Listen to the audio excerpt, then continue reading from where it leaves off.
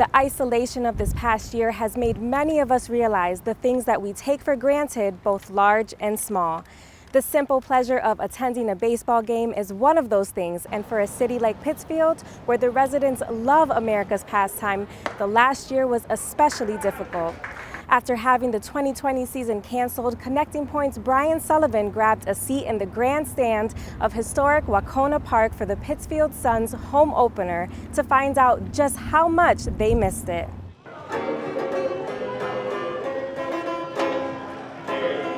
Going to a baseball game is as uniquely a part of the American experience as the hot dogs and hamburgers being grilled, served, and eaten there. It's banjo Joe Ryan singing this song at every game at the bottom of the 7th inning for the 15th season. It's the mom who cheers a little louder than the others while her son is pitching, or the dad who says, "Good eye," after the pitch that leads to a base on balls. It's a wooden grandstand built in 1919 that's one of the last of its kind in the United States. And after a canceled 2020 season, in 2021, it's 7 simple words on a marquee. For me, to be able to come up to a ball game, I love it. Wahconah Park is one of the most famous parks in all the land.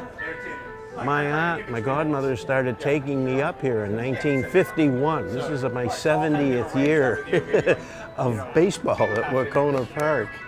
For the uninitiated, Wacona Park has been the field of baseball dreams for the blue-collar city of Pittsfield dating back to the 1890s. Double-A teams for the Boston Red Sox, Texas Rangers, Milwaukee Brewers, and Chicago Cubs made this their home park, as did the Single-A teams for the New York Mets and Houston Astros. Since 2002, though, it's been the unpaid college players showing off their skills here. 2012 marked the first year for the Pittsfield Suns of the Futures Collegiate Baseball League, and until the canceled 2020 season, it had been a continuation of the decades-long tradition of summertime baseball here. That's what made the 21 season home opener such a special occasion for so many. I think it was really, really hard on a lot of people.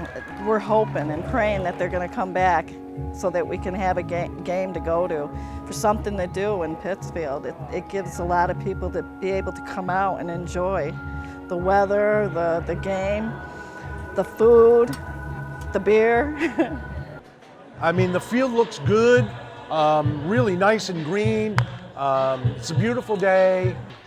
Got a little ballpark food. Didn't cost me $1,000. Got my seats. You know, this is great. I can't wait to come back for some more games.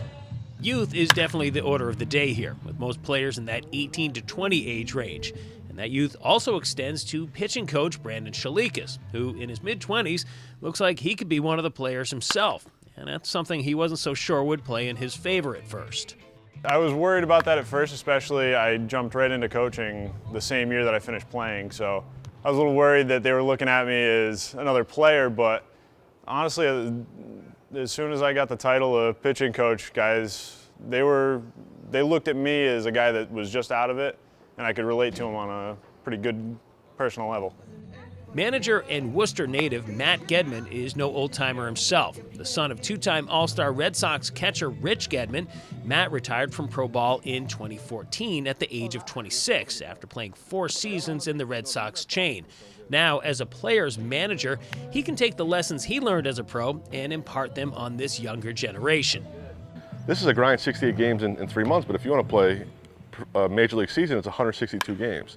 You know what I mean? So that's a grind. Obviously the trainers there are better, but you kind of get a taste for it of if you really love the game or not by going through this, day-to-day, struggle mentally, physically, and you're going to have your moments where you're, 7 for 10 and you're going to have your 0 for 15. So this kind of weeds the guys out of who really don't want to be like a professional baseball player, maybe go into the office or end up being like me and coaching. For me, this was just a long-awaited visit to a place that was only part of a stat line on the back of the baseball cards that I collected as a kid. I'm not planning on waxing poetic or trying to romanticize the game of baseball. There are plenty of people that can do that for me. What I am fascinated by is the tradition and history of these old ballparks.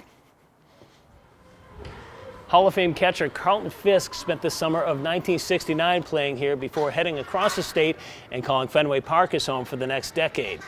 In the summer of 1986, a 21-year-old outfielder named Rafael Palmeiro and a 20-year-old pitcher named Greg Maddux both played on the same Pittsfield Cubs team.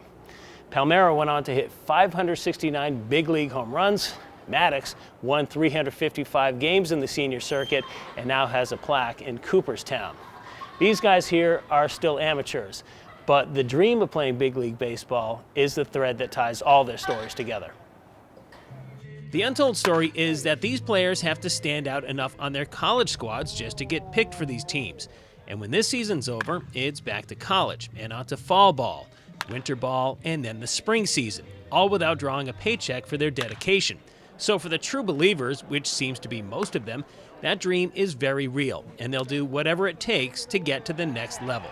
The schedule's pretty long, but baseball is the only thing that I've known all my life. It's like the language of my life. So as many games as I can get in, I'm going to play as many games as I can.